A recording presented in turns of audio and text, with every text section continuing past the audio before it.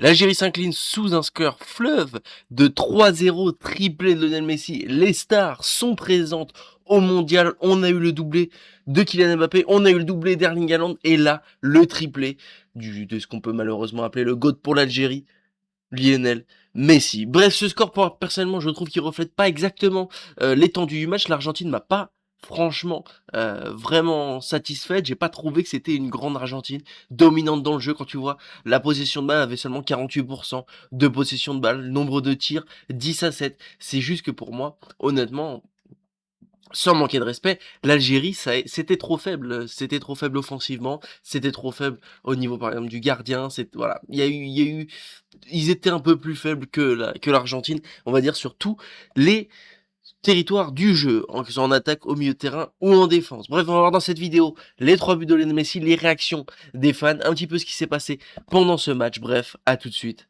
après l'intro. Footing français, footing français, tous les jours, on y va. Footing français, on va gagner, c'est là. Yo mon petit Footix parisien, vous connaissez déjà premier sur les news de la Coupe du Monde, n'hésitez pas à vous abonner pour ne rien manquer de tous les matchs, de toutes les parties. Ça va être exceptionnel de cette Coupe du Monde qui commence très bien. C'est déjà une Coupe du Monde historique. Pourquoi? Parce que t'as Kylian Mbappé qui a 2 buts d'avoir les 16 buts de Miroslav Klose et t'as Lionel Messi qui avec ce triplé l'a définitivement rattrapé. Ces deux joueurs, à l'image de leur Coupe du Monde 2022, on a l'impression que ça va être encore une fois les deux joueurs du mondial. Mais aujourd'hui, c'est bien Lionel Messi qui a brillé de par ses buts. Mais comme je vous l'ai dit, le reste de l'attaque de l'Argentine, honnêtement, c'était pas satisfaisant. Martinez, à l'image de son match contre l'Arabie Saoudite, honnêtement, c'était pas satisfaisant. T'as l'impression qu'il a pas peur.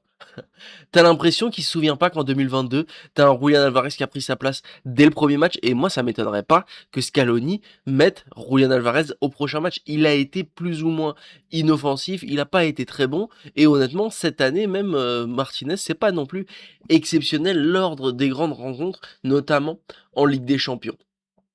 Bon, pour ce qui s'agit du milieu, on va pas se mentir, quand même, le milieu de Paul, McAllister, Enzo Fernandez, Almada, c'était quand même du grand niveau, mais même en défense, personnellement, moi, honnêtement, cette équipe d'Argentine, je ne la vois pas aller très loin. Pour moi, elle a, entre guillemets, surperformé en 2022, c'est-à-dire que, oui, elle a été très forte, etc., machin, elle a beaucoup gagné, mais dans cette équipe, on va dire que t'as Lionel Messi, c'est une équipe qui joue pour Lionel Messi, mais autour de lui, t'as pas non plus des joueurs exceptionnel. Certes, Lautaro Martinez, c'est un très grand joueur. McAllister, il t'avait fait une très bonne saison l'année dernière à Liverpool, mais cette année, ça a été compliqué. Il n'a pas été titulaire tout le temps. Enzo Fernandez, par contre, c'est un très bon joueur, mais des Almada, des De Paul qui jouent à l'Inter Miami, voilà, c'est pas non plus des top joueurs. Tu vois que Medina, il joue à Marseille, bon, c'est pas non plus un joueur exceptionnel.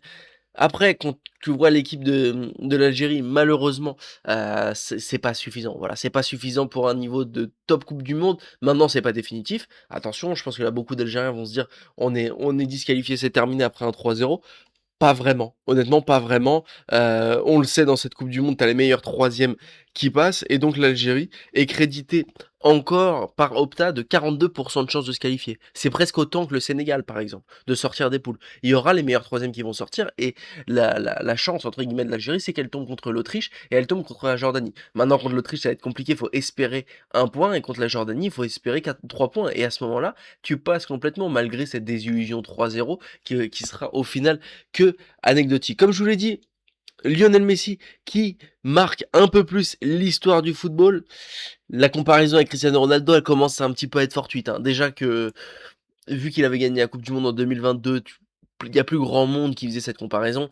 Là, le fait qu'il soit à 16 buts, il va très certainement en marquer encore au moins un autre lors de cette compétition. Il va très certainement être à la fin de la compétition meilleur buteur, je pense, de la Coupe du Monde. Là, moi honnêtement, Lionel Messi, déjà, il était incertain. On se souvient, il s'était blessé à quelques semaines de la Coupe du Monde. Il était incertain. Moi, je pensais même qu'il allait être reposé pour ce match contre l'Algérie. Au final, il marque 3 buts. Il est déjà, c'est énorme, il est déjà à 3 buts, sachant qu'il était à 7 en 2022. C'est 3 buts sur un match d'entrée de Coupe du Monde.